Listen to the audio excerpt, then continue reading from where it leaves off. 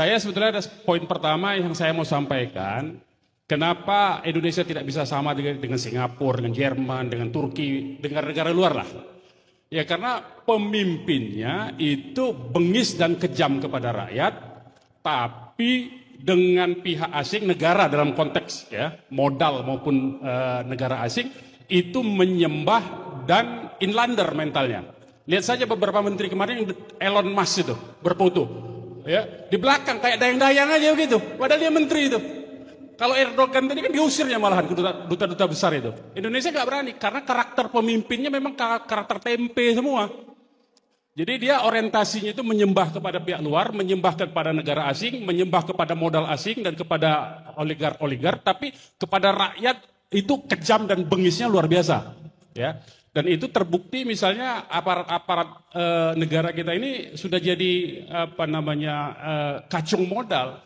Kita bisa saksikan satu lembaga yang harusnya ngurus urusan teroris tapi ngurusin Kejaksaan Agung, nyerbuk Kejaksaan Agung. Apa Kejaksaan Agung itu markasnya teroris? Itu kan perlu dipertanyakan itu sebetulnya.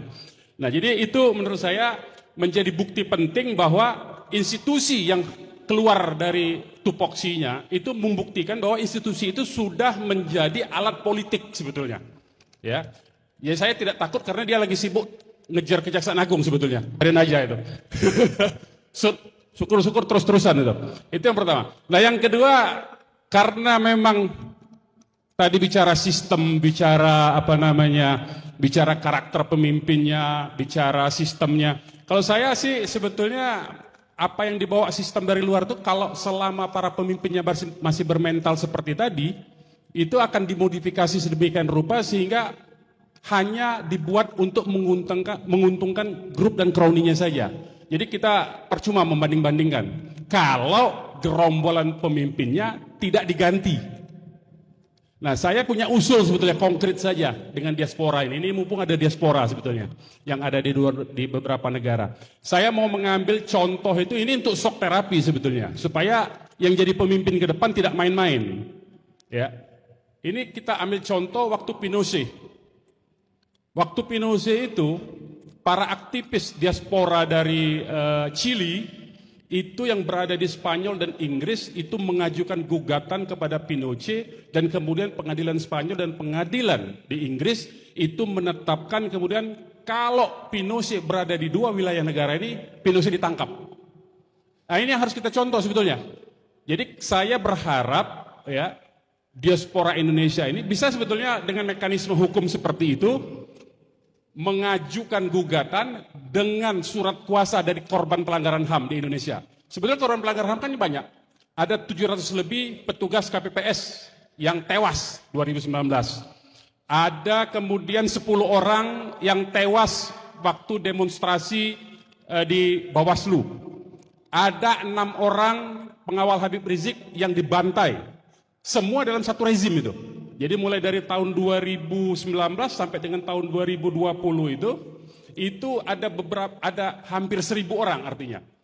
Nah saya berpikir supaya diaspora yang ada di berbagai negara ini yang sistem hukumnya bisa membuka peluang untuk diajukan gugatan secara perdata dulu untuk nama-nama tertentu terutama pucuk pimpinannya kalau ini orang berkunjung ke negara itu dikeluarkan surat perintah penangkapan dari pengadilannya. Supaya dia kapok nih. Apalagi, ini harus ada sektor shock terapi. Sebab kalau tidak ada shock terapi percuma. Dia santai aja. Sekarang semua, dia sudah merencanakan 30 tahun ke depan nih soalnya kekuasaannya. Nah kalau tidak di shock terapi seperti itu, si cungkring ini, ya, kalau tidak ada upaya untuk penangkapan, ini kan tinggal berapa bulan nih. Saya kira teman-teman di luar negeri bisa punya kesempatan dalam beberapa bulan ini untuk mendaftarkan gugatan di berbagai pengadilan di luar negeri. Apakah di Australia, apakah di New York, apakah di Inggris, apakah di Jerman. Semua tempat yang memungkinkan. Ya, semua tempat yang memungkinkan. Kalau itu dilakukan, si cungkring saya kira ini akan kalaupun dia tidak ditangkap pada saat kunjungan kenegaraan di luar negeri sekarang, ketika dia pensiun kan berapa lagi bulan lagi pensiun dia. Ketika dia keluar negeri dia ditangkap tuh.